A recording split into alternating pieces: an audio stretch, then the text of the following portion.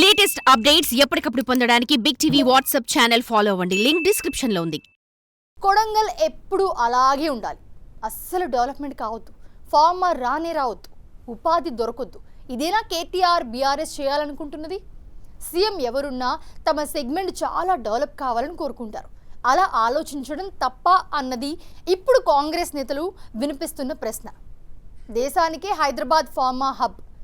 ఒకప్పుడు ఇవే గొప్పలు చెప్పుకుని ఇప్పుడు తప్పు పట్టడం ఏంటన్న ప్రశ్నలకు జవాబిస్తారా?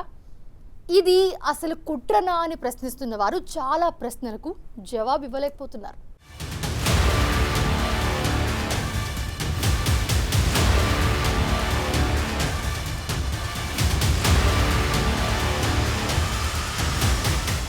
మీకు గ్రామాలలో ఎక్కడికి వచ్చినా కూడా తరిమి కొడతామంది కాంగ్రెస్ నాయకులను కానీ, ముఖ్యమంత్రి రాని, కాంగ్రెస్ నాయకులు రాని, కలెక్టర్ రాని, ఎవరు వచ్చినా తరిమి కొడదాం. బీఆర్ఎస్ పార్టీ అండగా ఉంటుంది.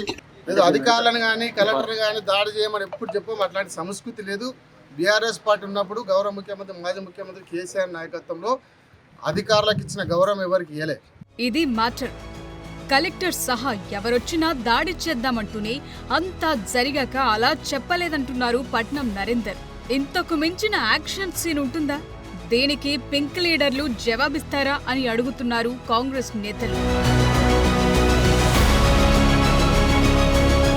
లగచర్ల ఘటన, పట్నం నరేందర్ రెడ్డి అరెస్టు తర్వాత పోలీసులు ఇచ్చిన రిమాండ్ రిపోర్టులో సంచలన అంశాలేమున్నాయో ఓసారి చూద్దాం. రాష్ట్ర ప్రభుత్వాన్ని అస్థిరపరిచే కుట్రలో భాగంగానే కేటీఆర్, మరికొంతమంది బీఆర్ఎస్ లీడర్లు పక్కా ప్లాన్ ప్రకారం దాడులకు ఉసుగొల్పారన్నది రిమాండ్ రిపోర్ట్ చెప్తోన్న మాట. తన అనుచరుడు భోగమోని సురేష్ ద్వారా కొందరికి డబ్బులిచ్చి నరేందర్ రెడ్డి దాడులు చేయించారని రిపోర్టులో ప్రస్తావించారు. ప్లాన్ లో భాగంగా ఒకవైపు కేటీఆర్ తో, మరోవైపు సురేష్ తో రెగ్యులర్ ఫోన్ కాల్స్ ద్వారా కాంటాక్ట్ లో ఉన్నారని దర్యాప్తులో పట్నం నరేందర్ రెడ్డి చెప్పుకొచ్చారు. నరేందర్ ఇచ్చిన కన్ఫెషన్ స్టేట్మెంట్ ఆధారంగా లగచర్ల ఘటన వెనుక కేటీఆర్ ప్రమేయముందని పోలీసులు ప్రాథమిక నిర్ధారణకొచ్చి కేటీఆర్ పేరును రిమాండ్ రిపోర్టులో చేర్చారు. నరేందర్ రెడ్డి ఐఫోన్ ను సీజ్ చేశారు. డేటా తీస్తున్నారు. కాల్ డేటాతో లెక్కలన్నీ బయటకొస్తున్నాయి. ప్రభుత్వాన్ని బద్నాం చేసేందుకు, రాజకీయ ప్రయోజనం కోసమే బీఆర్ఎస్ నేతలు దాడులు, కుట్ర పన్నారని అందులో ప్రస్తావించారు. అంతేకాదు అధికారులను చంపాలన్న ఉద్దేశంతోనే అటాక్ జరిగిందని రిమాండ్ రిపోర్టులో ప్రస్తావించారు. అసలు ఇదంతా కాదు, భూమి లేని వాళ్లు ఫార్మా కింద తమ భూమి పోని వాళ్లే వచ్చి దాడి చేశారంటేనే లగచర్లలో ఏం జరిగిందో అర్థం చేసుకోవచ్చు.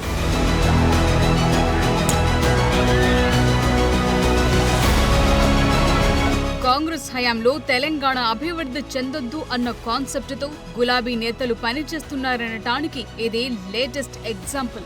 ఎందుకంటే కొడంగల్ ఏరియా చాలా వెనుకబడ్డ ప్రాంతం, పెద్దగా ఉపాధి లేని ప్రాంతం. అక్కడ ఏదైనా ఇండస్ట్రియల్ కారిడార్ వస్తే చాలా మంది తలరాతలు మారుతాయని ఆ సెగ్మెంట్ ఎమ్మెల్యే, ప్రస్తుత సీఎం రేవంత్ రెడ్డి చాలా ఆలోచన చేసి ఈ కారిడార్ కు ఆలోచన చేశారు. మొదట ఫార్మాసిటీ అనుకున్నారు. అయితే అంతా ఒకే చోట కేంద్రీకృతమైతే ఇబ్బందని చెప్పి ఫార్మా విలేజ్లుగా పొల్యూషన్ లేకుండా అక్కడక్కడ వీటికి ఆలోచన చేశారు. వీటికి తోడు ఒక్క ఫార్మానే కాకుండా ఇండస్ట్రియల్ కారిడార్ గా దాన్ని మార్చారు. ఇంత పెద్ద ప్రాజెక్ట్ వస్తున్నప్పుడు భూమి కావాల్సిందే. సో భూసేకరణ చుట్టూ అభిప్రాయ సేకరణ జరుగుతుంది. ఎలాగైనా దీన్ని అడ్డుకోవాలని చూసిన బీఆర్ఎస్ తెర వెనుక కుట్ర చేయటమే అసలైన పాయింట్. నిజానికి ఇండస్ట్రియల్ కారిడార్ వద్దు అనుకున్న వారు కోర్టుకు వెళ్లొచ్చు, కంప్లైంట్ ఇవ్వచ్చు. రకరకాల ఆప్షన్లున్నా దాడితో అలజడి సృష్టించే ప్రయత్నం చేసి అడ్డంగా బుక్కయ్యారు.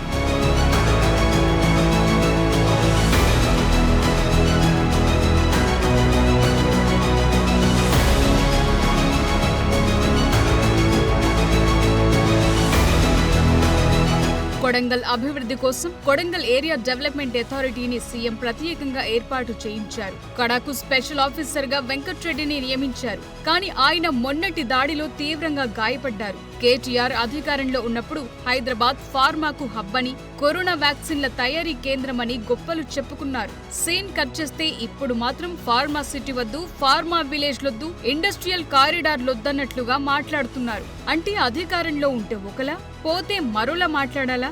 అభివృద్ధి అవసరం లేదా అన్న పాయింట్ ను కాంగ్రెస్ నేతలు వినిపిస్తున్నారు. సబ్జెక్ట్ అంటే ఇండస్ట్రియల్ హైదరాబాద్లో కాంగ్రెస్ గవర్నమెంట్లో డెవలప్ కాకుండా అడ్డుకునే ప్రయత్నము కేటీఆర్, హరీష్ రావు చేస్తుండు. ఇది నిజము. అందుకే మొన్న మరి ఈ లగచర్ల గ్రామంలో కలెక్టర్ మీద దాడి చేసిర్రు. ఇది వాస్తవము. ఇది తెలంగాణ ప్రజలు గమనించండి. లేనిపోని అబద్ధాలు చెప్పి ప్రజలను మోసం చేసే యొక్క ప్రక్రియలో కేటీఆర్ హరీష్ రావు పనిచేస్తున్నారు అని చాలా స్పష్టంగా కాంగ్రెస్ పార్టీ తెలియజేస్తుంది. బీఆర్ఎస్ హయాంలోనూ చాలా భూసేకరణలు జరిగాయి. మల్లన్న సాగర్, రంగనాయక్ సాగర్ దగ్గర ఏం చేశారో గుర్తు చేస్తున్నారు. అదే కొడంగల్లో రైతులను ఇబ్బంది పెట్టి భూసేకరణ చేస్తే నెగటివిటీ వస్తుందని సీఎంకు తెలియదా?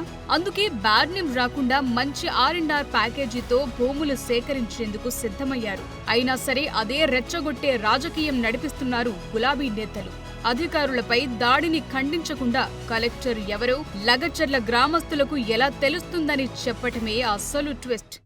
వాళ్ళ దృష్టిలో అది కీడు కాదు, మంచి అని మీరు నచ్చజెప్పే ప్రయత్నం చేయండి. ప్రభుత్వ యంత్రాంగం ఉంది మీకు. ఓ గ్రామానికి పోయినటువంటి అధికారులకు ప్రజల దృష్టిలో ప్రజలకు జనసామాన్య చదువురాని జనము, పైగా గిరిజనులు ఉన్నారు, వాళ్ళు పాపం వాళ్ళకి ఆందోళన ఉంది, బాధ ఉంది. వచ్చినప్పుడు ఈయన కలెక్టరు, ఈయన MRO, ఈయన RDO, ఈయన విలేజ్ అసిస్టెంట్ పేర్లు బెడగట్టుకొని ఉంటారా అండి వాళ్ళు గుర్తుపట్టికే? సో కుట్ర పక్కాగా జరిగిందని ఒక్కో ఆధారం బయటకొస్తూనే ఉంది. బీఆర్ఎస్ 2 నాల్కలు బయటపడుతూనే ఉన్నాయి. అయినా సరే ఇది కుట్ర కాదు, ఇండస్ట్రీలొద్దు అన్నట్లుగా వెర్షన్ వినిపిస్తున్నారు. ఇందులో తప్పొప్పులు తేల్చాల్సింది జనమే.